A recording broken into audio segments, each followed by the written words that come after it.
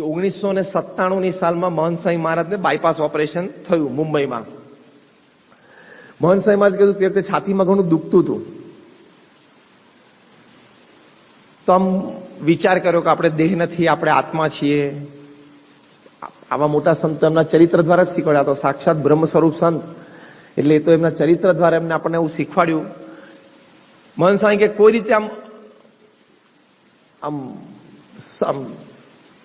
અસુખ જ રહ્યા કરે, સુખ થાય નહીં અને આમ વેદના દૂર ના થાય. એમાં અચાનક યોગીજી મહારાજનો એક પ્રસંગ યાદ આવી ગયો કે મહંત સ્વામી મહારાજે જયારે શરૂઆતમાં દીક્ષા લીધી હતી 1957-58 ની વાત, તે વખતે સારંગપુરમાં મંદિરની પાછળના દાદરાથી ત્યાં ઉતરતા હતા. સામે બગીચો હતો, ગુલાબના પુષ્પો તોડવા માટે યોગીજી મહારાજ છાબડી લઈને બગીચામાં ગયા. થોડો વરસાદ પડતો હતો. એમને યોગીજી મહારાજને જોઈને યોગીજી મહારાજ ત્યાંથી હાથ ઊંચો કર્યો, એ વિનુ ભગત અહીંયા આવો, અહીંયા આવો. એકદમ જ પ્રસંગ એમને યાદ આવી ગયો, સાહજિક જ. પરમ પૂજ્ય મહંત સ્વામી મહારાજ કહે છે કે એ પ્રસંગ યાદ આવી ગયો, એમાંથી પછી બીજો, એમાંથી ત્રીજો, એમાંથી ચોથો, એમાંથી પાંચમો પ્રસંગ, એ બધા એટલા બધા પ્રસંગો યોગીજી મહારાજના યાદ આવી ગયા. તો ક્યારે દુઃખ મટી ગયું, દર્દ મટી ગયું એનો ખ્યાલ જ ના રહ્યો અને શાંતિ થઈ ગઈ. એ જો ભગવાન અને સંતના ચરિત્રમાં શાંતિ રહેલી છે.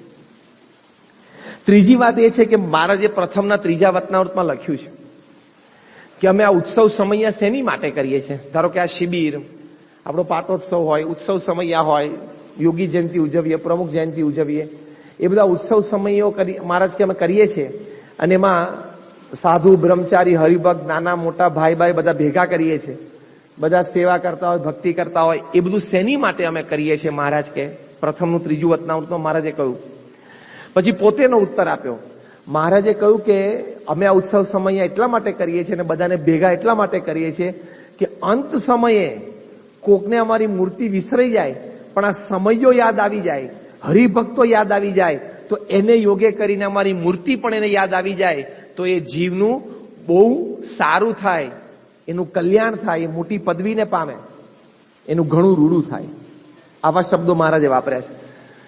એટલે આપણે ઉત્સવ સમયમાં ગયા હોય એના બધી સ્મૃતિઓ કરી હોય અથવા ઉત્સવ સમય ઉજવ્યા હોય ને આપણે એ બધા પ્રસંગો વાંચ્યા હોય તો આપણને બધી, એટલે જો ભગવાન અને સંતના ચરિત્રમાં શાંતિ રહેલી છે. એ કેટલા બધા ભક્તોને અનુભવ છે. ત્યાં વડોદરામાં એક આપણા હરિભક્ત છે, એમનું નામ બળદેવભાઈ છે. લગભગ એમની ઉંમર અત્યારે 75 વર્ષની હશે. એ પોતે વિધુર છે. એમના પત્ની 7-8 વર્ષ પહેલા ધામમાં ગયેલા. એમને 2 દીકરીઓ છે, બંનેના લગ્ન થઈ ગયા છે, બંને પરદેશ છે.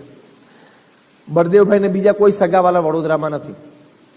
તે ઘરે એકલા છે લગભગ છેલ્લા 10 વર્ષથી. એક પેલો રસોઈયો છે, રસોઈ કરે છે. તો એક દિવસ સાહજિક તમે બળદેવભાઈને જુઓ ને તો તમને એમ લાગે કે આ વ્યક્તિ બહુ આનંદ મારે છે. 75 વર્ષની ઉંમર, એમની સ્વાસ્થ્ય સારું છે, હરીફરી શકે, મંદિર આવે, આરતીમાં જાય, કથામાં બેસે. એક દિવસ મેં એમને પૂછ્યું, બળદેવભાઈ તમે આમ તો ઘરે એકલા ને? તો કે આ સ્વામી હું તો એકલો જ છું ને, મારે ક્યાં કોઈ સગાવાલા નથી, 2 દીકરીઓ, 2 પરણી ગઈ, 2 પરદેશ છે, વર્ષે દાડે એકાદ વખત આવે રે. તો મેં કહ્યું તમે આખો દિવસ તમારો આમ ટાઈમ કેવી રીતે જાય? તમે 75 વર્ષની ઉંમર એટલે બીજો કોઈ નોકરી ધંધો તો છે નહીં. તો કે મારે ક્યાં બીજો નોકરી ધંધો, હું તો ગવર્મેન્ટ ઓફિસર તરીકે રિટાયર થયો, પછી છેલ્લા 20 વર્ષથી તો 18-20 વર્ષથી તો હું રિટાયર્ડ જ છું. મેં કહ્યું તમે આખો દિવસ કરો શું? આમ તમારો ટાઈમ કેવી રીતે જાય? તમારો આમ ટાઈમ જાય ખરો આખો દિવસ? કે સ્વામી મારી પાસે ટાઈમ જ નથી કે. તો મને આશ્ચર્ય થયું, સ્વામી મારી પાસે ટાઈમ જ નથી. તો મને આશ્ચર્ય થયું. મેં કહું આખો દિવસ આને કોઈ કંપની નહીં, ઘરમાં કોઈ બીજા વ્યક્તિની કોઈની સાથે વાતચીત ના થાય? તો મેં કહું શું ટીવી જો? ટીવી તો ઘરમાં ક્યાં રાખ્યું જ છે કે? ટીવી તો ઘરમાં રાખ્યું જ નથી કે.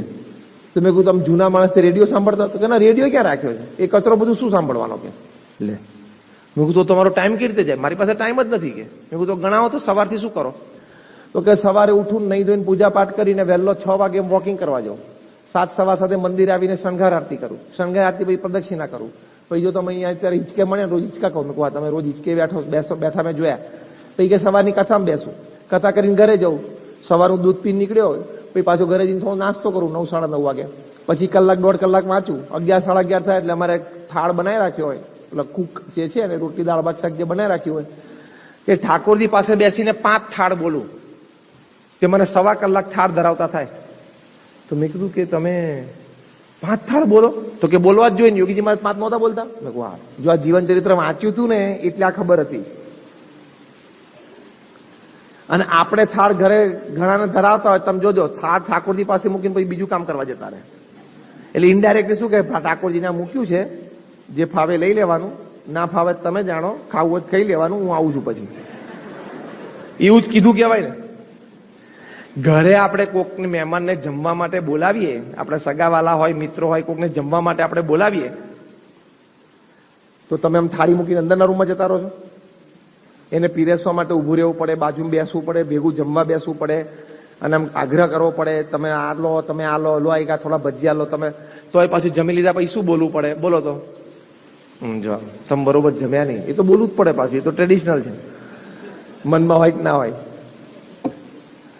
તો ભગવાનને આપણે તમે જમવા માટે બોલાવો છો થાળ કરીને, તો એટલીસ્ટ બાજુ ઊભું તો રહેવું જોઈએ ને, 2 થાળ તો બોલવા જોઈએ ને. મહેમાન જેટલી વેવાઈ જેટલી એ કિંમત નહીં ભગવાનની. વેવાઈ ઘરે જમવા આવ્યા હોય તો કેવા સવારથી જમાડો છો, એટલે તૈયારી કરો છો, 2 દાડાથી તૈયારી ચાલે, થાય કે ના થાય? એમાં વેવાઈમાં ફેર. હા, તમે દીકરા તરફથી હોય તો ઓછું, પણ જો દીકરી તરફથી હોય ને તો પાછું વધારે રાખવું પડે કે મારી દીકરી ત્યાં આપેલી છે, મારી દીકરીની સાસુ સસરા તો એક આઈટમ એક્સ્ટ્રા જાય. તમને એમ હશે કે બધી અમને ખબર પડે જ નહીં, આ બધું બહુ સાંભળ્યું હા લોકોના પ્રશ્નોમાંથી. ટૂંકમાં કહેવાનું શું કે આપણે સગાવાલા વેવાઈ આવ્યા હોય તો આપણે બધું વ્યવસ્થિત બાજુ બેસીને જમાડે, તો ભગવાનને એટલું તો રિસ્પેક્ટ રાખવું જોઈએ ને થાળ કરીએ ત્યારે. આ તો મૂકીને જતા રહે, પછી 1.5-2 કલાકે બધા જમવા બેસે ને ત્યારે કોઈક યાદ કરાવે, અરે પેલો થાળ પડ્યો છે, કોઈક લઈ આવો તો જાવ તો કે. પછી એક જણા ઉભા થઈને થાળ લેવા જાય, પછી બધું ભેગું કરી નાખે, અને થાળ લેતી વખતે પછી પેલું ઔપચારિક આમ ધરાઈને લઈ જાય. આમ પ્રેમથી પાછું આગ્રહ કર્યો છે કે મહારાજ કંઈક લો, જમો, એવું બોલવું જોઈએ. આ તો આમ ધરાવે, આમ શ્રીજી મહારાજ પાસે ધરાવે, શ્રીજી મહારાજ જો શું સિલેક્ટ કરું તો ભગતજી મહારાજ પાસે પહોંચી ગયું હોય, અને નીચે પ્રમુખ સાહેબ રાહ જોય, હમણાં એ ગયું, પતી ગયું, બહાર બહાર. એટલે એવી રીતે આપણે ઘણી વખત કરતા હોઈએ. તો બળદેવભાઈ કે શાંતિ થાળ કરું, પછી જમું, જમીન પછી 5-10 મિનિટ ઘરમાં ચાલુ, અને પછી 5-10 માળા ફેરવું, તો મને બપોર ઊંઘ આવે, અને પછી ઊંઘી જાઉં 1-1.5 કલાક. કારણ કે 75 વર્ષની ઉંમર 1-1.5 કલાક ઉઠીને 3:30-4 વાગે નહીં ધોઈને ફ્રેશ થઈ જાઉં, પછી માનસી પૂજા કરું, અને પછી માનસી કરીને 1 કલાક ઓડિયો સાંભળું, હરિચરિત્રામૃત સાગર, બીજું ત્રીજું લીલામૃતની ઓડિયો સાંભળું. 5:30-6 થાય એટલે ઘરની બાજુમાં બગીચો છે, ત્યાં હું વોકિંગ કરવા જાઉં. ભેગું તમે કેટલા જણા ભેગા હો? કોઈની જોડે વોકિંગ કરવાનું જ નહીં, આપણે એકલા જ કરવાનું. કેમ? હવે એ પછી પોલિટિક્સની વાતો કાઢે ને બીજી ત્રીજી વાતો કાઢે, આપણે ભગવાનનું નામ સ્મરણ કરવું હોય, બોલો. એકલો કે વોકિંગ કરવું, પછી સાંજે સંધ્યા આરતીમાં મંદિરે દર્શન કરાવે, સંધ્યા આરતી પછી ઘરે જાય ત્યારે ઠાકોરજીનો થાળ થઈ ગયો હોય, અને થાળ ધરાવી અને પછી જમીન રાતે ચેષ્ટા બોલવાની, અને ચેષ્ટા બોલીને પછી રોજ એક સંસ્થાની વિડીયો જોવાની, જે કંઈ 1/2 કલાક 1/4 કલાક દેખાય, 10:15 થાય એટલે ઊંઘી જવાનું. મારી પાસે ટાઈમ જ નથી કે બીજો.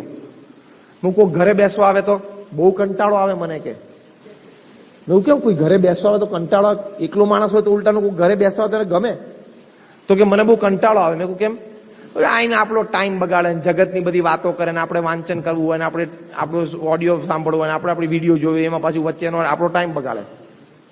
બોલો, ટાઈમ જ નથી કે મારી પાસે. અને આપણે નવરા બેઠા હોય તો આપણને આવું કેમ સૂચતું નથી? આપણે નવરા બેઠા ગેલેરીમાં જઈને બેસીને કૂતરા ગણે, 1, 2, 3 કેટલા ફરે છે, લાલ ડોળું,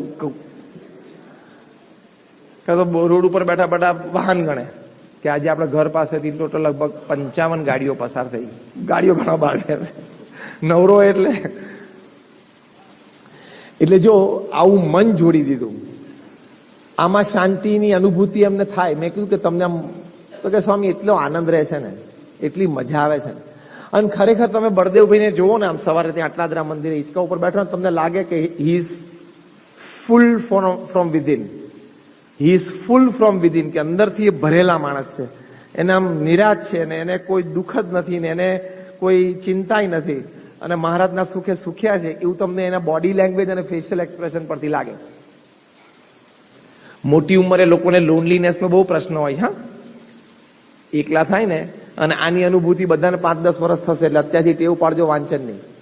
તમારા દીકરા દીકરી અહીંથી ભણીને અહીંથી તો આ તો પ્લેટફોર્મ છે આફ્રિકા, ઇંગ્લેન્ડ જતા રહેશે, અને અમેરિકા જતા રહેશે, અને ઓસ્ટ્રેલિયા ન્યુઝીલેન્ડ જતા રહેશે, પછી તમે ડોહા ડોહી 2 જણા ઘરમાં બચશો, એમાંથી 1 જણો ધામમાં જશે ને એટલે બીજાએ 5-10 વર્ષ એકલા કાઢવાના છે, હા કે ના? તો અત્યારથી ટેવ પાડજો વાંચનની, તો એ 5-10 વર્ષ સાંપ્રદાયિક વાંચનમાં જ તમારો સમય સારામાં સારો જશે. બાકી કોઈ તમને કંપની આપવા માટે આવવાનું નથી, હા કે ના? એટલે લોનલીનેસમાં પણ, એટલે કે તમે લોનલી હો ત્યારે પણ તમને જરાય અશાંતિનો અનુભવ ન થાય, જરાય ઉદ્વેગ ન થાય, જરાય હું એકલો પડી ગયો ન લાગે. સાંપ્રદાયિક વાંચનની ટેવ હોય તો આ શાંતિ. બીજું શું? એકલા હોઈએ છતાં એકલતાનો લેશ માત્ર અનુભવ ન થવા દે, એ આપણા સાંપ્રદાયિક શાસ્ત્રોનું વાંચનની ટેવ. તો થઈ કે નહીં શાંતિ? સત્શાસ્ત્રોના વાંચનમાં શાંતિ રહેલી છે કે નહીં? શોફેનહોવર આટલા મોટા જર્મન ઇન્ડોલોજીસ્ટ અને આપણા ઉપનિષદોનો અભ્યાસ કર્યો, એમને એટલી બધી વાત ગમી કે ઓહો, આત્મા પરમાત્માની આવી સુંદર વાતો છે, ધર્મ જ્ઞાન વૈરાગ્ય ભક્તિ સંબંધી આટલી સુંદર વાતો છે. એમણે પોતે લખ્યું કે the study of the Upanishads has been the solace of my life and will remain the solace of my death. કે ઉપનિષદોનો અભ્યાસ મને જીવનમાં ખૂબ શાંતિની અનુભૂતિ થઈ, કારણ કે જે પણ પ્રશ્ન આવે ને એનો ઉત્તર હું ઉપનિષદમાંથી જ શોધું કે ઉપનિષદમાં આ પ્રશ્નનો જવાબ આવી સમજણમાં છે. આપણે આવી સમજણ રાખવાની છે. It remain the solace of my life and will remain the solace of my death. કે મને મૃત્યુ પછી પણ આ સત્શાસ્ત્રોનો અભ્યાસ શાંતિની અનુભૂતિ કરાવશે એવી મને પ્રતીતિ છે. તો જો સત્શાસ્ત્રોના વાંચનમાં શાંતિ છે જ, એટલે આ વાત આપણે સમજી રાખવાની અને એની માટે આપણે પ્રયત્નશીલ. અહીંયા આપણે બધા બેઠા છીએ ને, તમારી આજ્ઞા ઉપાસના નિષ્ઠામાં કોઈ ફેર નથી, આપણી સેવા ભક્તિમાં કોઈ ફેર નથી. આપણે બધા સેવા ભક્તિ દ્રઢ છે, આજ્ઞા ઉપાસના દ્રઢ છે, પણ સાંપ્રદાયિક વાંચન તો ખરેખર ઘણું બધી આપણા હરિભક્તોનું કાચું છે. હમણાં તમને કહ્યું હોય કે 5 વચનામૃતના મથાળા બોલો, તો છાતી પર હાથ મૂકી પોતાની અંતરદ્રષ્ટિ કરીને પોતાની જાતને પૂછો કે 5 વચનામૃતના મથાળા બોલવાના, અથવા એમ કહ્યું કે શ્રીજી મહારાજના 2 પ્રસંગો અહીંયા આવીને વાત કરો, તો શું કરીએ?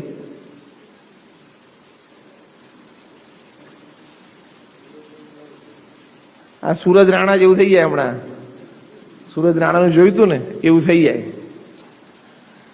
આટલી સરસ આપણી વાત ચાલે છે, આટલી શિબિર ચાલે છે,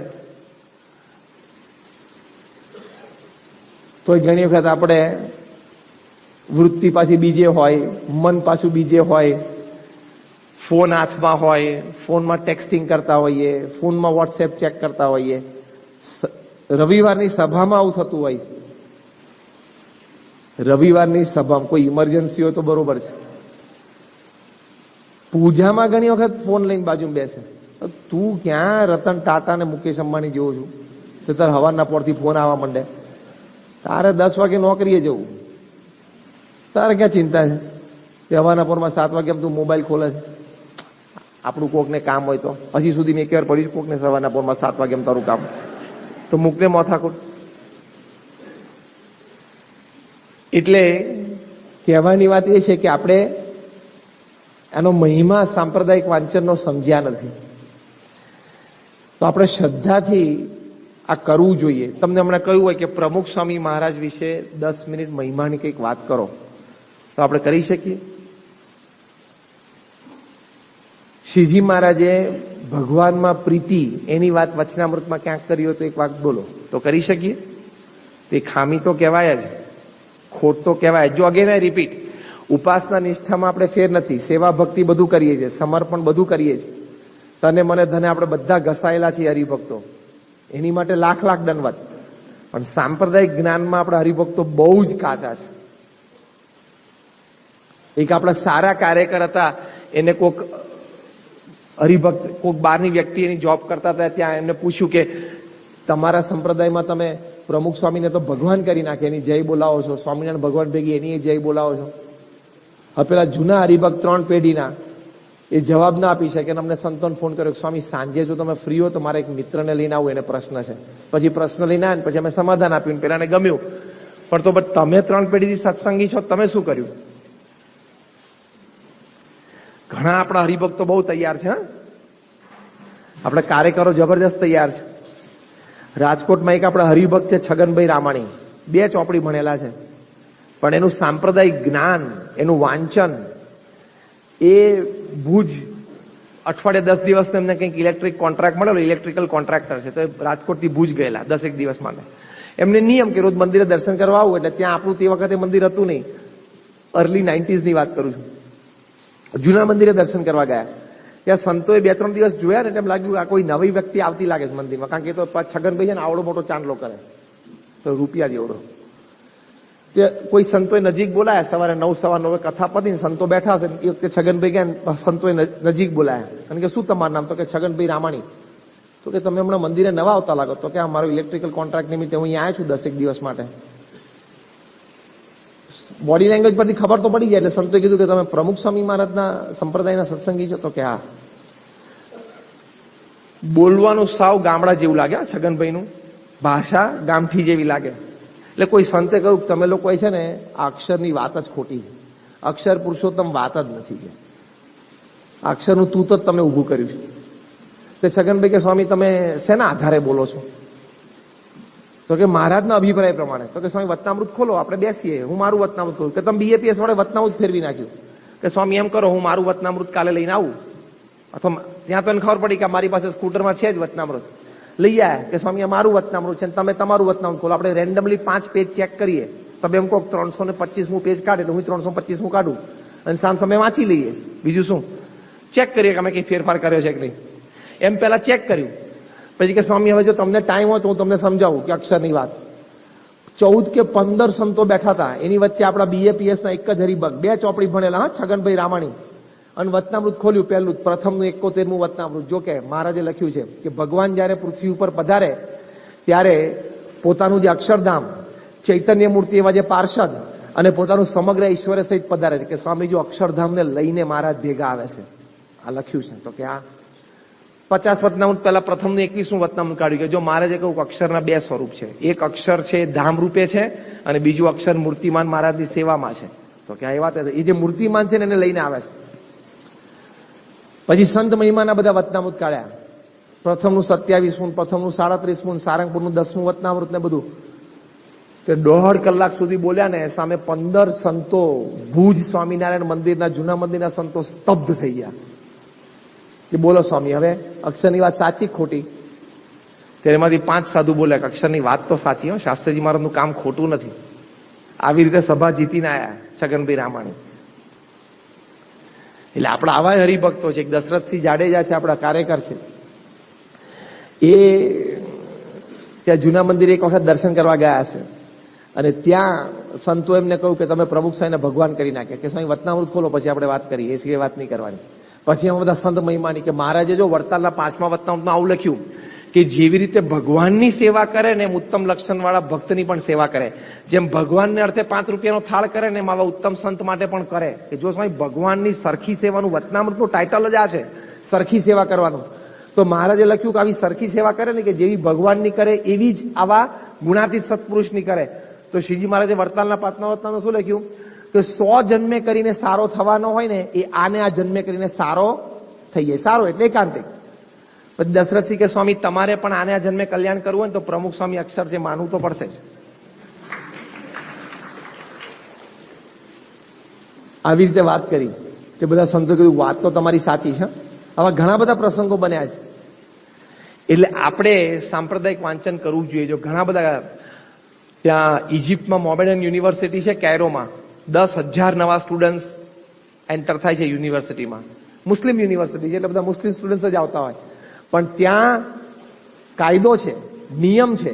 શું કે તમે કોઈ પણ ફેકલ્ટીમાં એડમિશન લો, ફાર્મસી હોય, એન્જિનિયરિંગ હોય, મેડિકલ, વોટએવર, પણ તમને આખું કુરાન મોઢે હોવું જોઈએ. આખું કુરાન તમને મોઢે હોવું જોઈએ. બોલો, that means every year minimum 10,000 Muslim boys and girls, they learn the Quran by heart. પછી કેવી એને દ્રઢતા રહે પોતાના ધર્મની. સંતો એક વખત અમદાવાદમાં રાત્રે સભા પતાવીને પાછા શાહીબાગ મંદિરે આવતા હતા. પેલા હરિભક્ત જે મૂકવા આવતા હતા એની કારને પંચર પડ્યું. રાત્રે કઈ પંચર થયું નથી, એક્સ્ટ્રા ટાયર નહોતું. એટલે હરિભક્તે કહ્યું સ્વામી તમને હું રિક્ષામાં બેસાડી દઉં, પૈસા આપી દઉં છું રિક્ષાવાળાને, અને તમને શાહીબાગ મંદિરે ઉતાર દેશે. એ તે પ્રમાણે કર્યું. સંતો રિક્ષામાં બેઠા ને ચેષ્ટા બોલ્યા, ચેષ્ટા પૂરી થઈને પછી થયું લાવો સંપર્ક કર્યા રિક્ષાવાળાનો. તો રિક્ષાવાળાનું નામ પૂછ્યું, તારું નામ શું? તો કે સલીમ. મુસ્લિમ હતો. Okay fine. પછી સંતો કીધું તમે આમ નમાઝ પઢો છો? તો કે 5 વાર. કુરાન વાંચો છો? આટલું પૂછ્યું ને તેમાંથી ડેશબોર્ડમાંથી ખેંચીને કુરાન બહાર કાઢ્યું, સંતોના હાથમાં આપ્યું. વચનામૃત જેવું જાડું પુસ્તક કે સ્વામી કોઈ પણ પાનું ખોલો, પહેલો શબ્દ બોલજો, હું આખું પાનું બોલી જઈશ. આશ્ચર્ય થયું આપણા સંતોને. અને સંતોએ ટેસ્ટિંગ કર્યું પણ ખરું. એ લોકોને આપણે જેમ વચનામૃત થાય ને એમ કુરાનમાં એ લોકો એની કલમા કે કલમા, કુરાનની કલમાઓ કે સ્વામી કોઈ પણ પેજ ખોલીને પહેલી કલમાનો પહેલો શબ્દ બોલજો, બધી કલમાઓ રાગધાર સાથે ગાઈને તમને સંભળાવીશ. સંતોએ એ રીતે ટેસ્ટ કર્યું ને એ રીતે કર્યું એને.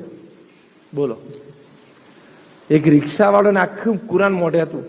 પછી કે બીજું શું કરો? તો કે દર વર્ષે 1 મહિનો અમારા મુલ્લા જે ચિઠ્ઠી કાઢે એ ગામમાં મારે જઈને 1 મહિનો રહેવાનું. તો કે હમણાં ક્યારે ગયા હતા? તો કે હમણાં જઈ આવ્યો 4 મહિના પહેલા. કેરાલાના એક ગામડામાં હું 1 મહિનો રહી આવ્યો. શું કરવાનું? તો કે એ હું 1 મહિનો દરમિયાન 2 દિવસ હું બધા મુસ્લિમ કુટુંબોના ઘરમાં રહું, એ લોકોના સંતાનોને આ કલમાઓ મોઢે કરાવડાવું, મુખપાઠ કરાવડાવું, એના રાગધાર શીખવાડવું, ઘરમાં બધા 5 ટાઈમ નમાજ બરોબર પડે છે કે નહીં એ જોવું. બોલો, કાર્યકર. સંતો કે તમે તો રિક્ષાવાળા છો, બીજો કઈ ધંધો? તો કે ના, એક જ રિક્ષા ધંધો છે. કે તમારી છે? કે ના, ભાડે છે. એટલે કેલો ગરીબ માણસ, કોકની રિક્ષાએ ફેરવતો હતો. તો કે તમે તો રોજ કમાવો અને રોજ તમારે સાંજે રેશન લાવો. તો કે રોજ સાંજે હું 7 વાગે ઘરે રાશન લઈને જાઉં ને પછી જ રસોઈ થાય, કારણ કે બીજું રાશન જ ના હોય ઘરમાં. સંતોને બહુ આશ્ચર્ય થયું કે તમે 1 મહિનો તોય છોડીને આ કામ માટે દર વર્ષે જાઓ છો. તો એ વખતે 1 મહિનો શું થાય? ઘરમાં રાશન જ ના હોય તો તમારા બીબી બચ્ચા? તો કે બીબી 1 છે, 2 બચ્ચા છે. તો કે લોકો ખાઈ પીવે શું? તો રિક્ષાવાળો શું બોલ્યો ખબર છે સંતોને? કે હમ અલ્લાહ કા કામ કરતે હૈ, અલ્લાહ હમારા નહીં કરેગા. બોલો, કેવી સમજણ, કેવી નિષ્ઠા. આમાંથી આપણે ઉપદેશ ગ્રહણ કરવાનો અથવા તો એક શીખ લેવાની, ગુણ લેવાનો કે દરેક પોતાના ધર્મ માટે આટલું કરે છે. શ્રદ્ધા છે જેને જે, શ્રદ્ધા છે જેને જ્યાં, તો બધા કરે છે. તો આપણે પણ આપણા સંપ્રદાયની અસ્મિતા રાખવી જોઈએ. આપણને કોકે શ્રીજી મહારાજના 2 સારા પ્રસંગો કહો તો આપણને આવડવા જોઈએ. આ સૂરજ નાણા જેવું ના થવું જોઈએ, જો હમણાં થયું હતું પેલા એવું. બ્રહ્માનંદ સ્વામીનો પ્રસંગ મુક્તાનંદ સ્વામી નાખી દીધો. એટલે આ સાંપ્રદાયિક વાંચન એ ખૂબ જરૂરી છે અને એ દ્વારા આપણને ખૂબ આંતરિક શાંતિની પણ અનુભૂતિ થાય છે. અને શાસ્ત્રીજી મહારાજ એવું કહેતા, એક છેલ્લો પ્રસંગ કહીને આપણે પૂરું કરીએ. નિર્ગુણ સ્વામી હતા શાસ્ત્રીજી મહારાજની સાથે. એમને વળી એવો પ્રસંગ થઈ ગયો કે નિંદ્રા જ ઉડી ગઈ. એટલે નિંદ્રા આવે ને ઘણી વખત થાય એવું, અનિંદ્રાનો રોગ લાગુ પડી જાય તે રાત્રે ઊંઘ આવે જ નહીં, દિવસે ના આવે, એવું થઈ ગયું. ઘણા દિવસ ગયા એટલે પછી શરીરમાં તો બેચેની આવવા માંડે, રેસ્ટ ના મળે. એટલે શાસ્ત્રી મહારાજ ત્યાં પધાર્યા. શાસ્ત્રી મહારાજને ખબર પડી. શાસ્ત્રી મહારાજ એમના ખાટલા બાજુમાં જઈને બેઠા અને વચનામૃત ખોલીને વચનામૃત વાંચવાનું શરૂ કર્યું. પ્રથમનું પહેલું વચનામૃત શરૂ કર્યું અને પ્રથમનું ત્રીજું વચનામૃત શરૂ થયું લીલાચરિત્ર. ત્યાં શાસ્ત્રી મહારાજના બધા પ્રસંગો નિર્ગુણ સાને યાદ આવવા માંડ્યા. આડા પડેલા ને ખાટલામાં, અને એમાં નિંદર આવી ગઈ અને 8 કલાક શાંતિથી સુઈ ગયા અને પાછી સિસ્ટમ સેટ થઈ ગઈ, પાછી નિયમિત ઊંઘ આવવા માંડી. શાસ્ત્રીમાં તે વખતે બોલેલા, બહુ સરસ વાક્ય બોલેલા કે ગમે તેટલી આપણને ઉપાધિ હોય, આધિ વ્યાધિ કે ઉપાધિ ગમે તે હોય, પણ ભગવાન સ્વામિનારાયણનો પરાવાણીનો આ ગ્રંથ વચનામૃત એ જો નિયમિત વાંચવાનો અભ્યાસ રાખે તો એ આધિ વ્યાધિ ઉપાધિ કોઈ નડી શકે નહીં, એવું શાસ્ત્રી મહારાજ કહેતા. માટે આપણે રોજ વચનામૃત, સ્વામીની વાતો, ગુરુ પરંપરા, જીવન ચરિત્રના 5 પાના નિયમિત વાંચવા જોઈએ. તો આપણને આવા અનેક પ્રકારની શાંતિની અનુભૂતિ થાય. જેમ નિર્ગુણ સ્વામીને પણ શાંતિ થઈ ગઈ.